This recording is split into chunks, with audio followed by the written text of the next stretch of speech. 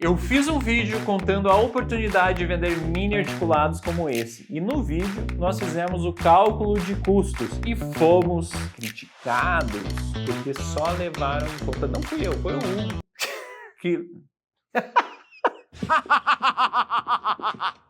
Não fui eu, foi o Hugo. Ah lá, desculpa. Quer esperar lá fora? Porque o Hugo levou em consideração apenas o filamento e a energia, quando existem outros fatores que você também pode levar em conta que vão ser muito menores no custo, e por isso que ele não fez. Mas existe o custo de manutenção da máquina, hora de trabalho, depreciação da máquina, existem vários outros fatores. E hoje nós vamos te mostrar tudo para você saber esses custos são ou não relevantes, mas não vou ser eu que vou te ensinar isso.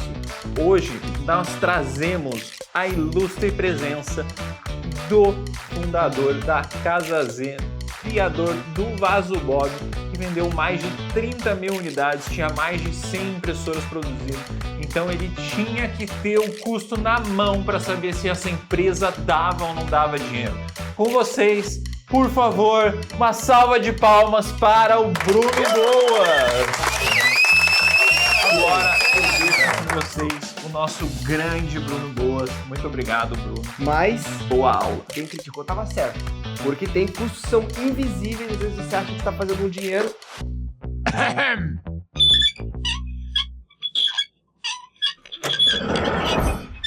Então vamos lá? Cara, fiz aqui uma planilha completaça, considerando várias coisas super importantes. Então tem custo de matéria-prima, tem custo de energia elétrica, tem amortização da impressora, super importante, e eventualmente essa impressora vai parar de funcionar, você precisa ter como comprar outra impressora para substituir. Então a gente tem tudo isso, custo fixo, imposto, percentual de falha. Eu tentei ser super honesto, coloquei tudo aqui. E lembrando uma coisa, quando você faz um cálculo de preço, você tem que ser o mais honesto possível, para cima e para baixo. Por quê?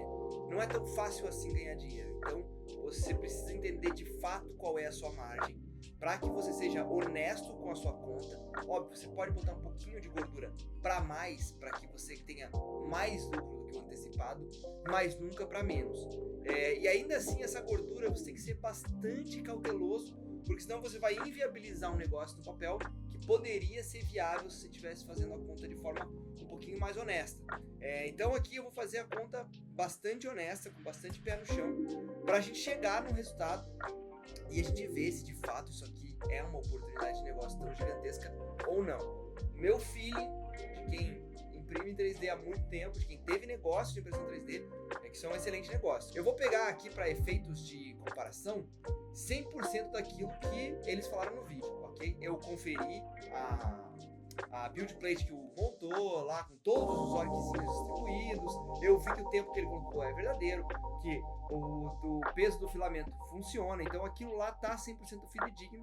O que não tá, talvez, seja essa simplificação que eles fizeram na conta, porque eles pegaram de fato só gasto energético e custo de filamento. E existem sim outros custos. A minha pergunta aqui é quanto isso vai acrescentar no custo, ok? Então vamos lá. São 23 ogros, esse é o nosso STL, ele demora 22 horas para imprimir, já otimizadinho, um pouquinho reduzido, tudo exatamente como descrito no vídeo, e a gente tem 291 gramas de PLA, ok? Que no caso aqui a gente vai utilizar o PLA, porque o PLA é o filamento que a gente mais recomenda, é o filamento mais confiável para você imprimir na sua farm, e eu acho muitas vezes que não justifica você trocar para um ABS, de repente que é um pouco mais barato, porque eu acredito que você vai aumentar seu percentual de falha e isso não vai compensar no final do dia. Eu não gosto de trabalhar com ABS, nunca trabalhei com ABS na minha farm, ok? O custo por quilo disso, chutando alto também, é de R$100. A gente sabe que hoje em dia a gente consegue encontrar PLAs mais baratos, mas vamos colocar aqui R$100 que entra naquela gordurinha. Se você negociar para menos, beleza, isso é lucro, tá considerado.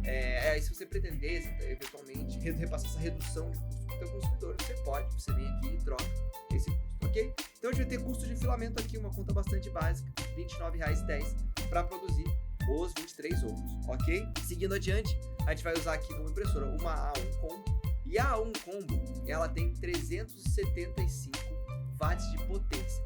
Mas o Hugo fez um vídeo no canal dele, onde ele testa uma impressão e ele pega realmente quanto ela consumiu. pelo que ele viu lá no vídeo, ela gasta menos de 50% da sua potência durante o processo de impressão. Aqui, para ser seguro na conta, eu coloquei 50%, ok? Porque ela só atinge esses picos de 350 watts quando ela precisa aquecer simultaneamente mesa e bico pela primeira vez. Ou seja, ela precisa despejar um monte de energia ali para que essas coisas cheguem na temperatura. E depois, o gasto energético para manter isso na temperatura é menor do que para fazer esse primeiro aquecimento. Então ela não gasta os 350 watts de potência o tempo todo. Pela conta do Hugo, dá menos de 50% durante o processo de impressão. Esse vídeo tá no canal dele lá. Eu vou deixar o link aqui nos comentários, aqui na descrição do vídeo, para você ir lá e poder fazer essa conferência, ok? Então, a gente tem como gasto energético total, considerando o tempo de impressão de 22 horas vezes essa potência, de 3.850. Aí eu coloquei o custo do quilowatt-hora que a gente já tinha calculado aqui e deu 2,38. Ficou um pouquinho acima do custo do Hugo, porque eu considerei 50% da potência, ele pegou a potência real, ok? Então, ficou no 2,38. Além disso, uma coisa que eu achei interessante contabilizar aqui, que eu tinha esquecido de falar, foram acessórios e embalagens. Pô, se você vai vender um mini articulado, que de repente ele é um chaveirinho, alguma coisa, é legal você colocar ali o cabinho do chaveiro e tal. Então eu procurei no Mercado Livre alguns links diferentes e eu cheguei nesse link que são os acessórios de chaveiro, que com 23 unidades me custaria unitariamente 37 centavos. Então o custo para esses 23 outros é de R$ 8,51. Cara, você quer colocar mais embalagens? Você pode colocar outras embalagens aqui. E essas embalagens vão entrar automaticamente na conta. Lembrando que, obviamente, eu vou deixar essa calculadora disponível aqui para vocês trabalharem. É uma calculadora que eu considero bastante completa, mas a gente tem uma mais completa ainda, com base de dados lá no Zero Faturamento.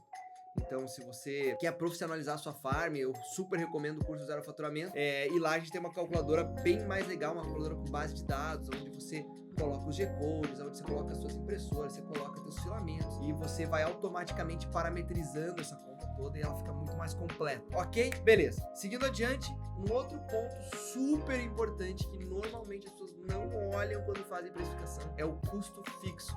Cara, eu tenho que pagar o ambiente que eu trabalho, mas aqui existe também uma coisa super importante. Eu vou fazer todo esse cálculo aqui considerando que a pessoa tem uma impressora e está em casa, ok? Mas eu não vou tirar o custo fixo. Pelo contrário, eu vou incluir o custo fixo, ok? Então vamos supor que eu moro de aluguel, eu gasto lá, não sei, R$ 1.200 de aluguel. Só que no meu aluguel tem a minha cozinha, a minha sala, o meu quarto, o meu escritório, ou seja, várias coisas. Eu vou considerar aqui que o que o teu negócio de impressão 3D vai contribuir para o seu aluguel é R$ 300, porque eu estou considerando uma pessoa com uma impressora em casa. Quantas vezes eu consigo produzir isso aqui por mês? Cara, são 22 horas. Não adianta eu colocar que eu consigo fazer 3 por dia, porque eu não consigo. Eu consigo fazer 1 por dia. E eu não vou trabalhar todos os dias. Então, eu coloquei aqui que eu consigo fazer 25 produções dessa por mês. Ou seja, cada produção dessa, para ela pagar essa conta de R$3, ela tem que contribuir para mim por R$12. Essa se chama a margem de contribuição que a gente tem aqui. Se você tiver um escritório, se você tiver já estabilizado e etc, você vai ter mais impressoras, você vai poder botar mais unidades por mês, e aí o teu custo obviamente vai ser maior, mas a quantidade de vezes que você vai produzir vai ser muito maior, então você vai poder manter isso aqui mais ou menos estabilizado. Outro ponto super importante, a vida útil. A impressora tem uma vida útil, ela vai parar de funcionar uma hora, infelizmente. Então você precisa considerar essas horas, quantas horas ela vai ficar dividindo a vida com você. E eu considerei aqui 24.000 horas, que eu acho que é uma boa estimativa aqui, considerando que aí são 1.000 dias que você vai ter essa impressora aí por 3 anos. É um chute baixo, bastante baixo. Eu acho que ela vai durar muito mais do que 24.000 horas. E aí eu coloquei aqui, a gente tá falando de uma 1 com o valor da máquina R$ 4.500. Qual que é a taxa de amortização? Quanto que essa produção tem que contribuir para eu conseguir comprar outra máquina no futuro? E eu coloquei então aqui, fazendo essa conta, vai dar R$ 4,13. Cada produção tem que contribuir com R$ 4,13. A gente tá falando de impressão 3D, é um processo falho, é um processo que às vezes gera um enorme espaguete, tá cada vez melhor nesse sentido, mas vamos ser conservador, vamos colocar o pé no chão. Eu coloquei aqui 10% de falha. Como que eu minimizo minhas falhas? Fazendo uma boa manutenção preventiva. O Hugo também tem um vídeo excelente sobre a 1 combo manutenção preventiva no canal dele. O link também tá aqui embaixo, então assista esse vídeo que talvez você consiga baixar esse percentual de falhas. O legal é você acompanhar o teu percentual de falhas por mês, e aí é uma conta muito simples. Você coloca lá quantas impressões você colocou para fazer, quantas você tirou no final, e beleza, essa é a diferença Essa é o teu percentual de falhas. Então é importante você ter isso bem mapeado, porque isso obviamente é um custo, certo? E aí a gente chega no nosso custo total, que para fazer os 23 ogros deu 59,67. O que eu tô considerando aqui? Vamos lá, eu vou explicar essa conta direitinho. A gente tem, primeiro, o custo do filamento, certo? Depois, o custo da energia elétrica. Depois, o custo dos meus acessórios, certo? E aqui você pode ver que ele está considerando todas as abas aqui, porque pode ser que a gente tenha mais acessórios, pode ser que você queira colocar um ziplock, um saquinho, um cartãozinho da tua marca, enfim. Tudo tem que ser quantificado e colocado aqui para ser 100% honesta a conta, como eu falei no início do vídeo. Ok, então aqui temos vários acessórios que você pode colocar. Eu deixei aqui bastante campo para acessório, duvido que você tenha essa quantidade de acessório. Se você tem, também tem que dar uma pensada se precisa de tanto acessório assim. Beleza. E aí, a gente tem lá o quanto, a tal da margem de contribuição, quanto que cada bet tem que... Não é bet de aposta, é bet de BATCH. Puta, aqui tem cultura. Quantas fornadas, vamos dizer assim, quanto cada fornada tem que contribuir para pagar teu custo fixo. E aqui a gente tá falando de R$12, tá considerado ali. E aí a gente tem a tal da amortização. E a gente tem o percentual de falha. Só que o percentual de falha não incide sobre todos os custos. Ele incide só para os custos relacionados à impressão 3D. Então a gente tem o percentual de falha, então eu estou somando o percentual de falha vezes o custo do PLA mais o custo do gasto energético. Você perdeu aquelas horas, não tem o que fazer, mais a vida útil da impressora. Então, tudo isso eu estou considerando aqui no teu percentual de falha, que é a coisa que você efetivamente perdeu quando você perde uma impressão, certo? Vamos lá. Então aqui a gente chegou nesse custo de 59,67 e a gente tem o tal do markup, que é quantas vezes eu vou multiplicar isso para dar o meu preço final, certo? A gente fala muito no Zero Faturamento que preço é teste, então você vai testar e tal. Então aqui eu vou fazer uma estimativa do que eu considero saudável. Se você conseguir para aplicar acima disso, excelente. Se tiver que aplicar abaixo disso, veja se está sendo lucrativo ou não. Talvez você não esteja sendo, talvez você esteja, ok? Eu coloco sempre esse markup de 5 e eu já vou explicar um pouco o porquê desse markup, ok? Mas aí, então a gente tem esse valor total, a gente tem quantas vezes a gente quer multiplicar, mas antes disso a gente tem também o custo unitário, que vai ser basicamente uma divisão simples desse custo pelos 23 outros. A gente chegou num custo de 2,59. E aí, se vocês quiserem chamar o VAR aí e ver quanto que foi que eles calcularam. E o custo ficou de 2,44 para esse tamanho e 1,35 para o menor. Deu uma diferença sim, mas não é uma diferença tão expressiva. Eu acho que segue sendo uma excelente oportunidade. E aí a gente vai chegar no nosso preço calculado, que não é o preço praticado. Aqui é matemática fria. Preço é feeling, é negociação, é capacidade de vender. O preço tem outros componentes além da matemática básica, ok? Então, o nosso preço de consumidor final fica em 12,97, aplicando 5 de markup. E aí eu já coloquei, eu vi que muita gente está pedindo, me ensina a vender para lojista. Então, já que o Lincoln eventualmente vai ensinar a vender para lojista, eu tô te ensinando aqui qual que é o preço para você praticar para esse lojista. O lojista, via de regra, toda a minha experiência vendendo produto impresso, já vendi bastante para lojista também, ele quer praticar o mesmo preço que você pratica. Então, para você poder praticar um preço, você precisa você precisa vender para o lojista a metade daquele preço e ter lucro. Aqui, a gente está fazendo o custo unitário 2,59. Se eu estou vendendo para o lojista a 6,49, eu ainda estou tendo bastante lucro. E eu estou colocando um markup de 5 em cima do preço do consumidor final. Então, eu estou vendendo aqui ao redor de R$13. É 12,50? É 12? É 15? Aí é a tua negociação lá, o quanto você consegue chegar no preço. Mas você consegue vender para o lojista a 6,50. E vocês conseguem trabalhar os dois juntos sem um canibalizar o outro. E aí você tem de lucro bruto no lojista, R$3,89 por unidade vendida. Excelente negócio. Você tem, por consumidor final, R$10,38. Pô, maravilhoso, né? Maravilhoso aqui, quanto você consegue ter de lucro bruto aqui, né? Em cima de cada uma dessas operações. E aí a gente chega no tal do lucro líquido. Mas o lucro líquido tem outras coisas que incidem. E a primeira delas que eu coloquei aqui é o custo de anúncio. O que é o custo de anúncio? Quando você anuncia, você vai botar X dinheiro de um lado, vai sair X vendas do outro. E o cálculo que se faz aqui é o retorno sobre o investimento, ou ROI, que é o ROI, que é Return on Investment. A gente usa os termos em inglês, infelizmente. Mas quantas vezes esse dinheiro vai voltar. Conhecendo um pouco de o mercado do marketing digital, o mercado de venda de produto e etc. Um bom ROI é um ROI 4, um ROI 5, um ROI 5.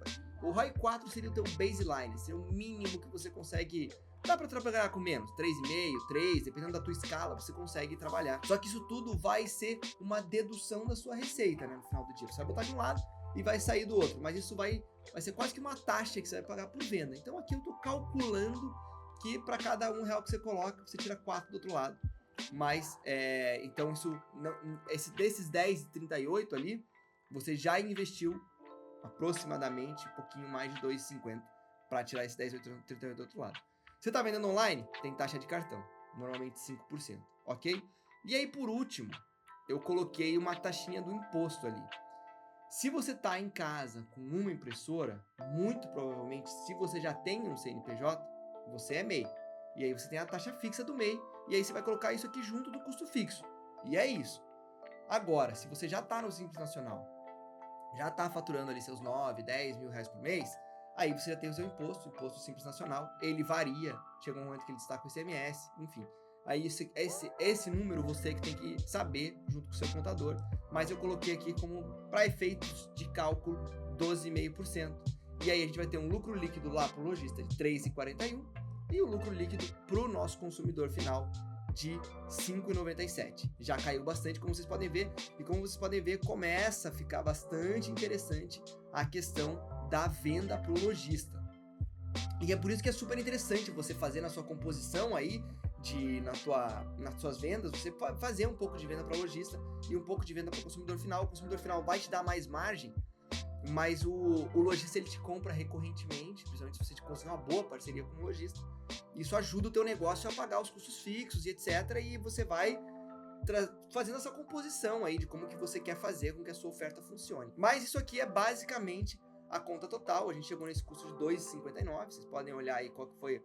Se eu não me engano, eles chegaram numa conta que era 1,40, 1,30, algo do tipo. A gente ficou acima, com certeza, mas aqui a gente está considerando absolutamente tudo, inclusive um chaveirinho que eles não tinham nem pensado a respeito. Mas o mais importante é que aqui a gente está sendo super honesto com relação às nossas contas. E você tem um pouquinho de uma taxa de escala, né?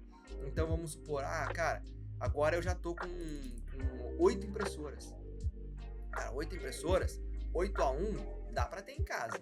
Eu já tive 6 impressoras em casa. Então vamos no 6 impressoras. Esse 25 aqui vezes 6 daria 150. Ou seja, teu custo aqui cai muito. E aí o teu custo unitário também cai bastante. Cara, eu já tô no meu escritório lá, pô, beleza. Então imagina, já tem 20 impressoras. Você tá fazendo 500 pedidos no mês, teu escritório custa lá em custos totais R$2.500, vamos supor. Aí você voltou aqui para um custo próximo daquele que você tinha no início. Então por isso que é sempre bom você ser bem honesto com relação aos teus custos e etc. E ver se as coisas funcionam de forma correta.